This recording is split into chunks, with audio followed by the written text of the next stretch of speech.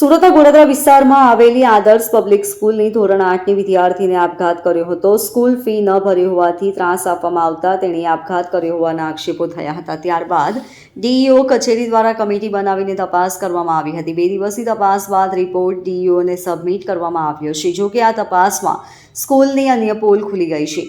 બંગલામાં શાળા ભૂતિયા પ્રિન્સિપાલ સહિતની બેદરકારી સામે આવી છે અને આ માટે કડક કાર્યવાહી કરવામાં આવશે.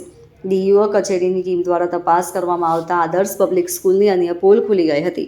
આ સ્કૂલ એક બંગલામાં ચાલતી હોવાની સૌથી પહેલી બેદરકારી સામે આવી હતી. આ સાથે જ સ્કૂલના પ્રિન્સિપાલ પણ ભૂતિયા હોવાનું સામે આવ્યું છે. આદર્શ પબ્લિક સ્કૂલમાં ઇમરજન્સી સીડી નથી.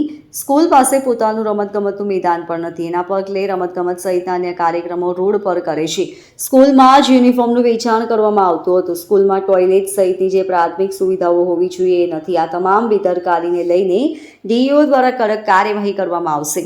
વિદ્યાર્થીને ઘરે ગળેફાંસો ખાઈ આપઘાત કરી લેતા સમગ્ર વિસ્તારમાં ભારે રડટી પ્રસરી ગઈ હતી. દીકરીના મોતને પગલે પરિવારજનોએ હૈયા ફાટુદન કરતા શાળાના સંચાલકો દ્વારા ફી ન ભરી હોવાને કારણે વિદ્યાર્થીનીને સજાના ભાગરૂપે વર્ગખંડમાં ન બેસવા દેતા પગલું ભર્યું હોવાનું જણાવ્યું હતું. જોકે આ મામલે જિલ્લા શિક્ષણ અધિકારીએ વર્ગ 2 અને વર્ગ 3ના 5 અધિકારીઓની તપાસ ટીમ બનાવી તપાસ હાથ ધરી હતી. 2 દિવસની તપાસ બાદ રિપોર્ટ બનાવી ડીઈઓને સબમિટ કરી દેવામાં આવ્યો છે. હવે આ રિપોર્ટ સ્ટડી કરી આગળની કાર્યવાહી કરવામાં આવશે.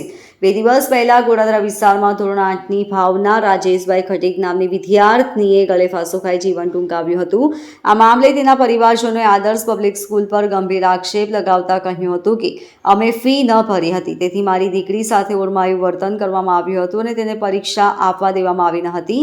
જોકે શાળા પરિવાર દ્વારા આ મામલે ખુલાસો આપતા કહેવામાં આવ્યું હતું કે અમે વિદ્યાર્થીનીને ફી મામલે ક્યારેય વાત કરી નથી. અમે સીધી વાલીઓ સાથે જ વાત કરીએ છીએ. પરિવારજનો જ વિદ્યાર્થીનીને શાળાએ મોકલતા ન હતા. Bureau report LK star news, Surat.